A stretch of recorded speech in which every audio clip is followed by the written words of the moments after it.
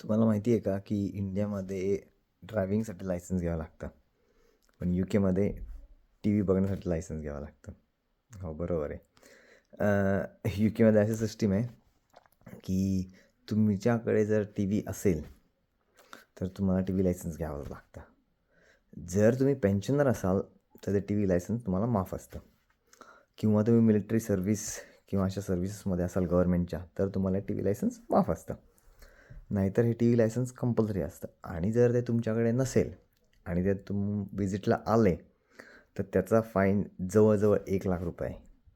म्हणजे ते ॲक्च्युली लावून बघतात तुमच्यासमोर की तुम्ही कुठला लाईव्ह टी व्ही बघताय का.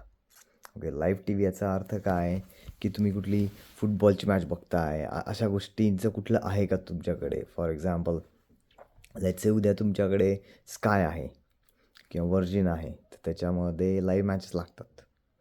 आणि जर ते तुमच्याकडे असेल तर तुम्हाला तो फाईन द्यावा लागतो. आणि अशी सृष्टी परंपरा आहे इकडची, आणि असे लोक दरवर्षी भरतात त्याचा लायसन्सिंगची फीज. अजून नवीन नवीन गोष्टी सांगतो तुम्हाला.